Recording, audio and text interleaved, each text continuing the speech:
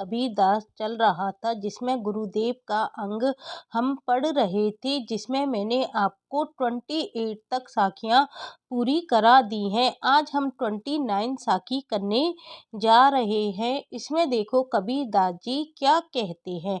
थापड़ी पाई थिति बही, सतगुरु दीन्या धीर, कबीर हीरा बजानिया मान सरोवर तीर। थापड़ी का क्या मतलब है? स्थापना करना। थापड़ी क्या होती है? स्थापना, अर्थात गुरु द्वारा शिष्य को दिया गया धैर्य, उसको हम क्या कहते हैं? थापड़ी। और जो थिति होती है, ये क्या होती है? थिति होती है स्वरूप में निष्ठा। और जो हीरा होता है, हीरा बजड़िया, हीरा बजड़िया, बजड़िया मतलब व्यापार, तो हीरे का व्यापार। और मानसरोवर किसका प्रतीक है? मानसरोवर यहाँ चैतन्य का प्रतीक है। तो थापड़ी क्या हो गया? शिष्य रूप में अपनी स्थापना, स्थापना गुरु द्वारा शिष्य को दिया गया धैर्य। और थिति क्या होता है? स्वरूप में निष्ठा। और हीरा बजारिया क्या होता है? हीरे का व्यापार। और जो मानसरोवर है वो किसका प्रतीक है? चैतन्य का प्रतीक है। तो इसमें देखो कबीरदास क्या कहते हैं। थापड़ी पाई थिति बही। सबसे पहले तो आपसे पूछा जाएगा कि ये प्रस्तुत साखी किस अंग से उद्धृत है, तो पता होना चाहिए यह गुरुदेव को अंग से उद्धृत है। इसमें कबीर ने क्या बताया है? कबीर ने गुरु द्वारा शिष्य को चैतन्य में स्थित करने के बारे में इसमें प्रतीकात्मक रूप से क्या किया गया है? वर्णन किया गया है। तो इसमें कबीरदास क्या कह रहे हैं कि सतगुरु ने क्या किया? थापड़ी पाई थिति बही। थापड़ी मतलब स्थापना। सतगुरु ने क्या किया? कृपा करके शिष्यों को क्या किया? धैर्य बंधाया। थिति क्या होता है? थिति होता है स्वरूप में निष्ठा, और थापड़ी होती है स्थापना, अर्थात गुरु द्वारा शिष्य को दिया गया क्या है? ये धैर्य है। तो इसमें कबीरदास कहते हैं कि सतगुरु ने कृपा करके क्या किया? शिष्य को धैर्य बंधाया, क्योंकि कठोर साधना जो होती है वो करना क्या होता है? सरल काम नहीं होता है। उसके लिए साधक में क्या होना चाहिए? धैर्य होना चाहिए। सतगुरु दीनी धीर, सतगुरु ने क्या दिया? धैर्य दिया। किसको दिया? शिष्य को दिया। थापड़ी पाई, किसके अंदर स्थापना की? धैर्य की स्थापना किसके अंदर की? शिष्य के अंदर की। थिति भाई, जिससे वो क्या हो जाए? मतलब अपने आप में साधक क्या हो जाए? अपने आप में एक निष्ठ हो जाए। थिति मतलब स्वरूप में उसके अंदर निष्ठा प्रकट हो जाए। ये काम किसने किया? सतगुरु ने किया। और सतगुरु ने कृपा करके शिष्यों को धैर्य बंधाया, क्योंकि कठोर साधना करना सरल काम नहीं है। उसके लिए साधक में क्या होना चाहिए? धैर्य होना चाहिए। और वह धैर्य कौन प्रदान करता है? गुरु ही प्रदान करता है। तब शिष्य की चैतन्य में क्या हो जाती है? निष्ठा हो जाती है। तब क्या होता है? शिष्य की चैतन्य में निष्ठा होती है। यह किसके समान तुलना करते हैं? कबीर हीरा बजानिया मान सरोवर तीर। कबीर क्या कह रहे हैं कि यह सांसारिक बुराइयों से छूटकर क्या है? सांसारिक बुराइयों से छूटकर मान सरोवर तीर, मान सरोवर है तत्व ज्ञान रूपी मान सरोवर के तट तट पर परमानंद रूपी हीरो का व्यापार करने वाला बन जाता है। कौन बन जाता है? गुरु बन जाता है। कबीर ने गुरु की तुलना किससे की है? कबीर हीरा बजानिया, हीरे के व्यापार से तुलना की है। वह कहते हैं कि वह सांसारिक बुराइयों से छूटकर, शिष्य जो होता है सांसारिक बुराइयों से छूटकर तत्व ज्ञान रूपी मान सरोवर के तट पर परमानंद रूपी हीरो का व्यापार करने वाला बन जाता है। कौन बन जाता है? गुरु। और गुरु किसको प्रदान करता है? शिष्य को प्रदान करता है।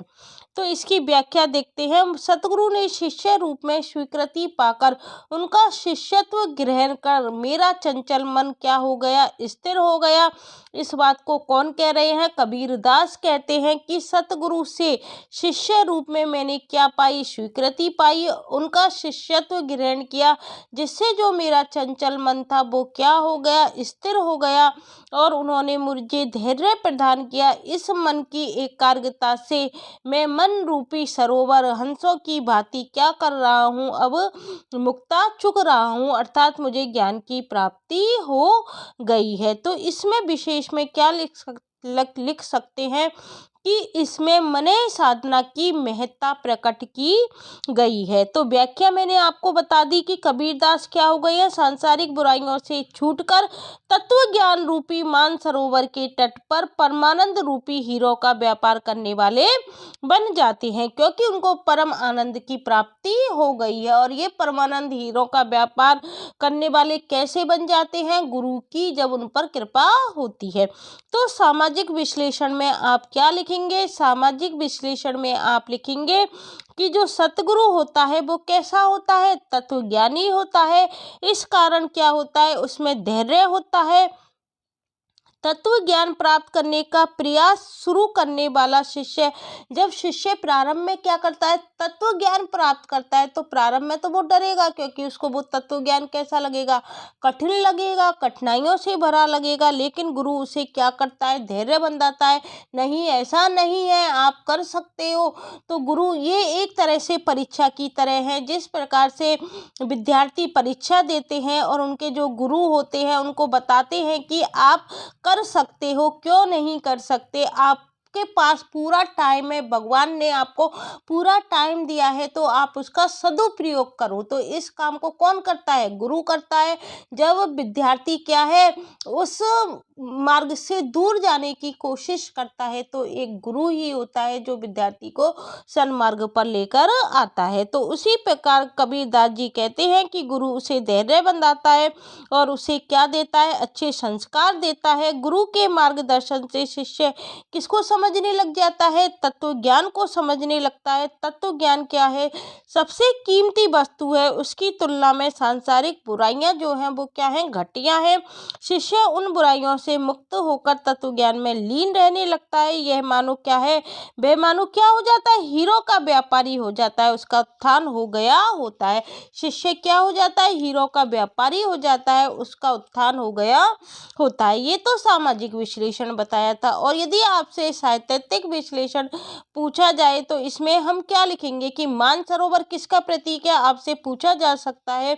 जो मानसरोवर आया है वो किसका प्रतीक है, वो चेतना का प्रतीक है, चैतन्य का प्रतीक है। और जो हीरा आया है वो हीरा किसका प्रतीक है, तत्व ज्ञान का प्रतीक है। हीरा बजड़िया क्या है, संत समाज में प्रचलित एक मुहावरा है। हीरा बजड़िया क्या है, संत समाज में प्रचलित एक मुहावरा है, जिसका आशय क्या है, परमानंद की अवस्था अथवा परम तत्व की अभिव्यक्ति है। और इसमें क्या है, रूपकातिशयोक्ति अलंकार है। क्यों है रूपकातिशयोक्ति अलंकार, क्योंकि बढ़ा चढ़ाकर गुरु का वर्णन किया गया है। कबीर हीरा बजान या मानसरोवर तीर, इसमें बढ़ा चढ़ाकर वर्णन किया गया है। जहाँ उपमान के कथन से ही उपमेय का कथन हो, वहाँ पर क्या होता है, ये अलंकार होता है। जहाँ उपमान के कथन से ही क्या हो, उपमेय का कथन हो, वहाँ ये अलंकार होता है। वर्णन में क्या है, सांकेतिकता हमको दिखाई देती है, प्रतीकात्मकता दिखाई देती है। अब देखो प्रतीकात्मकता कैसे दिखाई देती है, मानसरोवर को प्रतीक बताया गया है चेतना का, हीरा को क्या किसका प्रतीक बताया गया है, तत्व ज्ञान का। तो ये प्रतीकात्मकता है, लाक्षणिकता दिखाई देती है और चित्रात्मकता दिखाई देती है। तो इस तरह से ये 29 साखी पूरी हो चुकी है। अब हम 30 साखी करने जा रहे हैं। इसमें देखो कबीरदास क्या कहते हैं, निहचल निधि मिलाए तत् सतगुरु साध धीर, निपजी में सांझी घड़ा बाटे नहीं कबीर। तो इसमें देखो निहचल क्या होता है, निहचल होता है अच्छे, जो कभी घटता नहीं है, वो होता है निहचल। और जो निधि होती है, वो निधि क्या होती है, खजाना होती है, जिसको हम भंडार भी कह सकते हैं। और तत्व क्या है, ये तत्व के लिए आया है। तत्व क्या होती है, जीवात्मा होती है। सतगुरु साग धीर। और निपजी में साजी घड़ा, निपजी क्या होता है, उत्पन्न हुई। और साजी क्या होता है, साजी होता है भागीदार। और घड़ा क्या होता है, घड़ा होता है अनेक। और मैं होता ही है। तो सबसे पहले आपसे पूछा जा सकता है, ये प्रस्तुत साखी कौन से अंग से उद्धृत है। निहचल मतलब अच्छे, अच्छे कौन होता है, ब्रह्म, जिसका कि कोई क्षय नहीं हो सकता। और तत्व क्या होती है? आत्मा होती है। क्या होती है? आत्मा होती है, या हम इसको जीवात्मा भी कह सकते हैं, अर्थात तत्व होता है। तो प्रस्तुत साखी ये किसमें से ली गई है? गुरुदेव के अंग से उद्धृत है। इसमें सतगुरु जीवात्मा को परमात्मा के अच्छे आनंद में क्या करते हैं? प्रतिष्ठित करते हैं, जिसे बांटने वाले बहुत भागीदार बनना चाहते हैं, किंतु उस आनंद को पाने वाला उसे किसी को नहीं देना चाहता है। इसी के बारे में यहाँ पर वर्णन किया गया है। इसमें जो सतगुरु होते हैं वो क्या करते हैं? जीवात्मा को परमात्मा के आनंद में प्रतिष्ठित करते हैं, जिसे बांटने वाले बहुत भागीदार बनना चाहते हैं, किंतु उस आनंद को पाने वाला उसे किसी को नहीं देना चाहता। इस बारे में यहाँ पर वर्णन किया गया है। सतगुरु ने के साहस और धैर्य ने आत्मा को ब्रह्म से मिला दिया। आत्मा को ब्रह्म से किसने मिलाया? सतगुरु साध धीर, सतगुरु के धैर्य ने। तो इसमें क्या बताया गया है कि कबीरदास कहते हैं कि सतगुरु ने धैर्य पूर्वक साधना के दौरान जीवात्मा रूपी तत्व को परमात्मा के परमानंद रूपी खजाने से क्या कर दिया? संयुक्त कर दिया। निहचल निधि मिलाए तत्। निहचल किसके लिए आया है? ब्रह्म के लिए आया है। ब्रह्म से किसको मिला दिया? ब्रह्म रूपी, और निधि क्या है? खजाना। जो ब्रह्म रूपी खजाना था, जो ब्रह्म रूपी भंडार था, और तत्व किसके लिए आया है? तत्व अर्थात जीवात्मा के लिए आया है। जीवात्मा को किससे मिला दिया? ब्रह्म रूपी खजाने से मिला दिया, अर्थात ब्रह्म से मिला दिया। किसने मिला दिया? सतगुरु ने धैर्य पूर्वक साधना के दौरान जीवात्मा रूपी तत्व को परमात्मा के परमानंद रूपी खजाने से संयुक्त कर दिया। सतगुरु साथ धीर, और सतगुरु ने किस प्रकार मिलाया? धैर्य पूर्वक मिलाया। फिर है निपजी में साझी घड़ा। फिर कबीरदास जी क्या कह रहे हैं कि जीवात्मा को प्राप्त उस आनंद को बांटने के लिए बहुत लोग क्या हुए? साझीदार बनने को क्या हुए? उत्सुक हुए। साझी घड़ा, घड़ा मतलब बहुत लोग, साझी मतलब साझीदार बनने के लिए, निपजी मतलब उत्पन्न हुए। जीवात्मा को प्राप्त उस आनंद को बांटने के लिए बहुत लोग साझीदार बनने को उत्सुक हुए, किंतु बांटे नहीं कबीर। किंतु कबीर कह रहे हैं कि मैं इस आनंद को बांटने को तैयार नहीं हुआ। कबीर कहना चाहते हैं कि परमात्मा के साक्षात्कार का जो आनंद होता है वो प्रत्येक को साधना से ही अनुभूत हो जाता है। वह ना किसी को दिया जा सकता है और ना कोई उसे दूसरे से प्राप्त कर सकता है, अर्थात वो स्वयं की ही अनुभूति होती है। तो ये क्या है? इसकी व्याख्या हो गई। और इसका सांस्कृतिक विश्लेषण हम क्या लिखेंगे? सांस्कृतिक विश्लेषण में हम लिखेंगे कि भारतीय दर्शन एवं संस्कृति में क्या है? परमात्मा को क्या बताया गया है? अच्छे आनंद का भंडार बताया गया है। किसमें बताया गया है?